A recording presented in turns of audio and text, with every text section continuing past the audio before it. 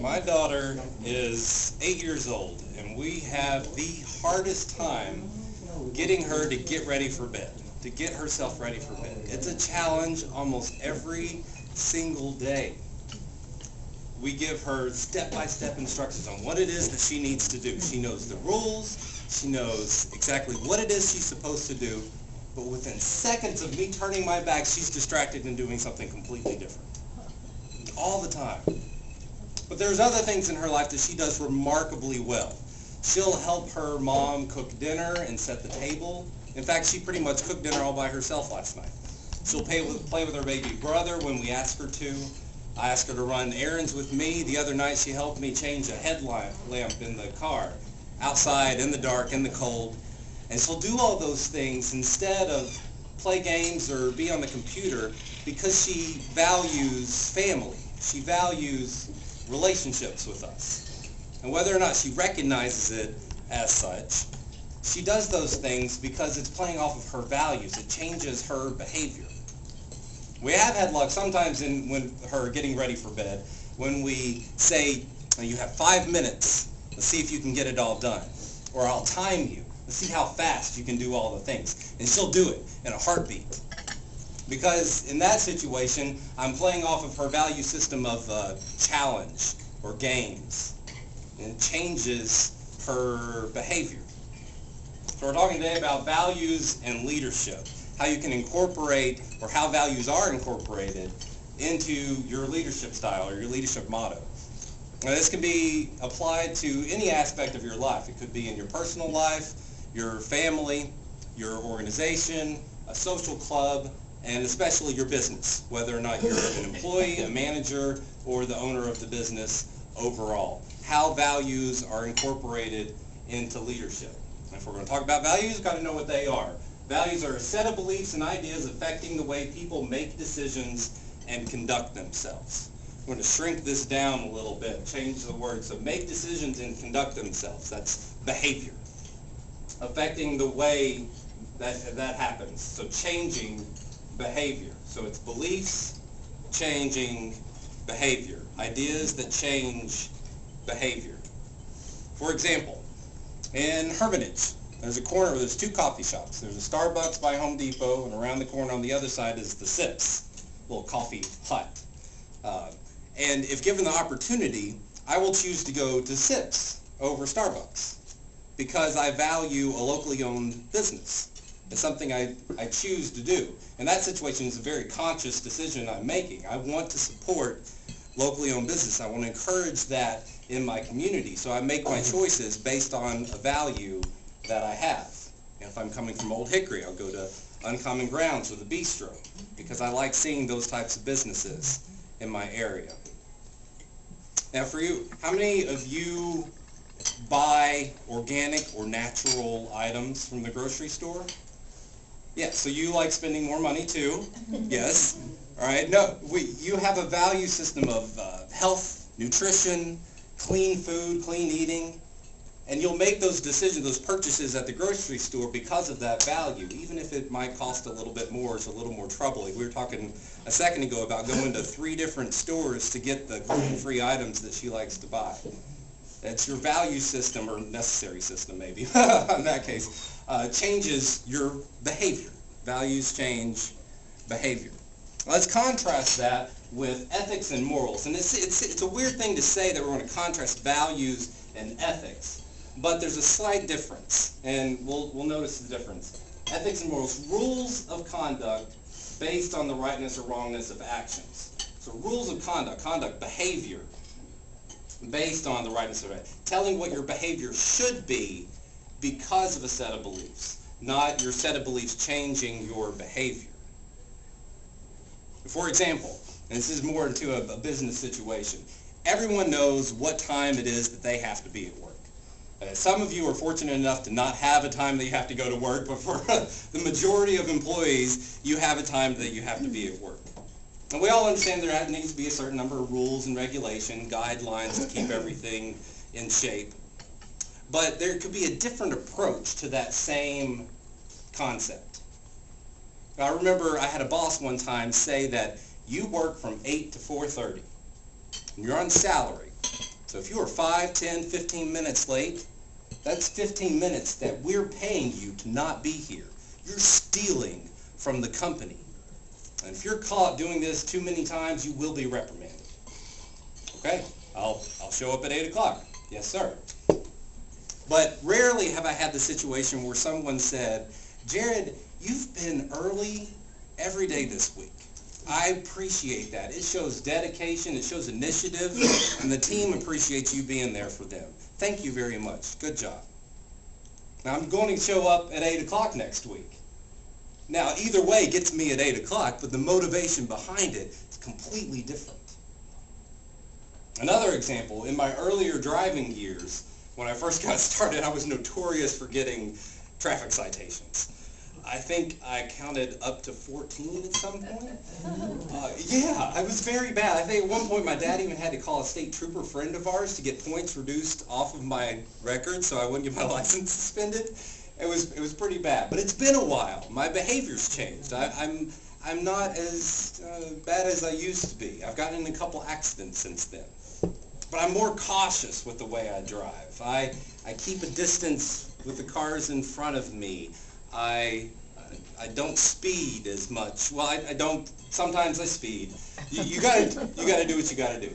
But I use my turning signal. I wear my seatbelt. I do all these things that I might have not used to do when I first started driving.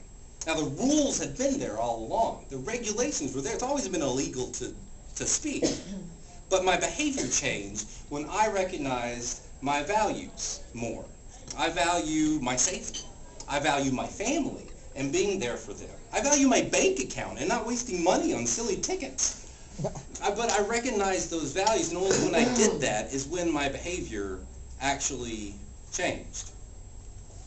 So, now that we know what values are, we need to find out ways that we can incorporate them into our organization or into our personal life. You got to write them down. Know what they are. Take a second to even recognize what it is that your values are. And we're talking about the new year. It's where we kind of reevaluate our lives in some ways. So this is a good exercise to do in your personal time. Write down your personal values. Rank them even. You know, myself, my family, my faith, my success. And maybe more specific than that. But write those values down, and then separately, write down how you spend your time on a daily basis. And then categorize those and compare them and see if what you're spending all your time on is what your values are. And see if they match up. Good exercise to do on a personal basis. But write them down and know what they are. Businesses do that. A lot of times they do this in a mission statement. Sometimes they'll have a separate, maybe value statement as well. But a lot of time a mission statement companies will do. Now this presentation comes from Toastmasters International. The template is Toastmasters International. It's a public speaking club that I'm a member of. I've been a member for about 8 years now. But their mission statement has a number of goals written inside of it. Now, see if we can hear the values in the mission statement. We provide a supportive, positive learning experience in which members are empowered to develop communication and leadership skills, resulting in greater self-confidence and personal growth. In that mission statement are at least 8 different values that they want to see in the clubs and in the organization. So when they make a decision, either at a club level or at an organizational level, they can make a decision and say, that value doesn't, or that decision doesn't play into one of our values. Or that decision does play into one of those values. It really strengthens one of the values that we've set. So it helps guide your decision making along the way. Next one is to simply talk about it. Be verbal about what your goals are. You can write it on a piece of paper. If you do nothing about it, then it's worth the cost of the piece of paper. You have to talk about the values, especially if you're talking about in a business situation. Verbalize those things to your employees and help make sure that they know what it is that you or your business values. Now on a personal level, again, going back to the goal setting for New Year's, if you're setting goals, they say that 2 of the biggest reasons why people will accomplish their goals is number 1, to write them down. And number two, to vocalize it or to be accountable to somebody else. Those two things are the biggest reasons why people accomplish goals. It's not effort or ability or talent. It's simply writing them down and talking about it, being accountable. It shows you how important motivation is in getting things done. And with the corporate situation, I work at a company called NASBA, the National Association of State Boards of Accountancy. It's downtown, but a phrase that I've heard a lot over my 10 years is the NASBA family. NASBA family. We know each other. We're friends with each other. We know each other's immediate families. We hang out after work. It's a phrase I've heard all along, the NASBA family. But we had a change in leadership a few years ago, and I noticed that phrase just wasn't used by everyone as much as it was. And I think it's simply because the leadership, even though I know that they support the idea, they just don't talk about it. That phrase just doesn't come out of their mouth the way that it used to. And simply the fact that they don't talk about it, it doesn't sprinkle down and affect everybody else and come out of their mouths. It's not on everybody else's tip of the tongue, just because it's not vocalized. And lastly, showing. It's a different grammar tense, but showing your values, being an example of what your values are. With my new director, we have an interim director right now in my department, and I can tell you what some of his values are simply by his actions. And one of those things is he has his own office, but sometimes he'll take his laptop out, find an empty cubicle, dock it right in the middle of everyone, and just work. And he's not doing it to look over anyone's shoulders or see what we're doing, but he's being in the midst of the work. He wants to show us that he values collaboration and teamwork and being there for each other and being open to conversation. And he shows us that. Another thing I know he shows us that he wants to have a fun environment. He won't be too serious about it. We have a t-shirt contest every other week, and he participates. Not a wet t-shirt contest, just a themed t-shirt contest. And he will wear the t-shirt of the theme that it is, and he'll buy gift cards to give out to the winner of the t-shirt. I won one time. I forget what it was now, but yeah, so he shows us that he values fun by participating in those situations. Two examples that I thought of recently with our favorite mechanics in Old Hickory. You got Old Hickory Garage. I bet if I asked, somebody would name the value I'm thinking of with Jerry Barnes and Old Hickory Garage. What's a value that he has? I'm thinking maybe social media, if anybody knows what I'm talking about. Is anybody on Facebook and knows what Jerry Barnes does on? History. History, yes. History and community. He posts pictures of historic Old Hickory Village and Lakewood pictures from 1918 around that era. And he has a ton of them. He is the showcase of Old Hickory. He has a ton of pictures in his office, and he welcomes you to come by and look through them sometime. But you can see that he values community and history based on what he does. He shows us that. In the winter, I had to go to the car doctor for something to get done, a little bit down the road in Lakewood. And in the shop, he had a gift basket that you could win if you donated money to this cause for cancer. And he said that a portion of all the proceeds that they made for that month were going to this charity, to someone that he knew. And by doing that in his business, he shows us that he has values of people that are more than just, he has a value system that's more than just conducting business. He has a value in people and in community by showing us that he's willing to give some of his money to this cause ahead of time. So that triggers, both of those things trigger with me. And so when I think of a good car mechanic, those things that have nothing to do with cars come to my mind and make me want to recommend them. Isn't that interesting? So ways that you can incorporate values into your life. Maybe you've done this already while I've been talking, but pick your thing. What's your organization? What is it you've maybe thought of throughout this conversation? What are you thinking of? It's maybe your job, it may be a personal thing, maybe a church situation. Pick that thing, and then pick a value that goes with that thing. What is a value that you personally associate with that organization. And then think of one thing that you can do to enhance that value, to incorporate that value into your organization. And I thought about that with the chamber. Involved with the chamber, one of the benefits is supporting businesses, or one of the values is supporting businesses that are members here, and ways that we can increase that opportunity, which I hope we have some conversations about. We're going to change the way that we do membership dues, and hopefully enhance. It's not just an increase, but hopefully enhance the way that you can participate in the chamber.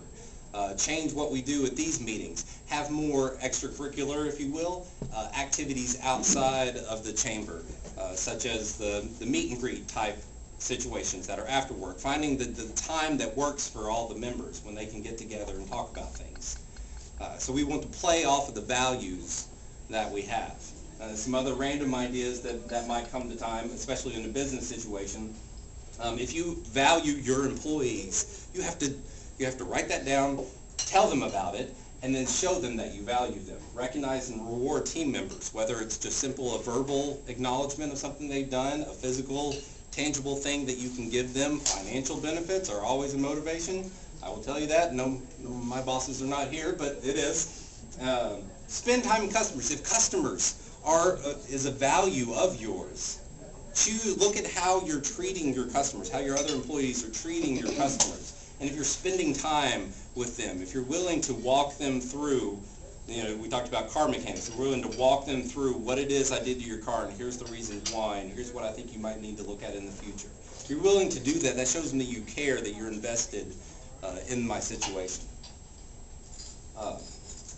Roy Disney said, it's not hard to make decisions when you know what your values are.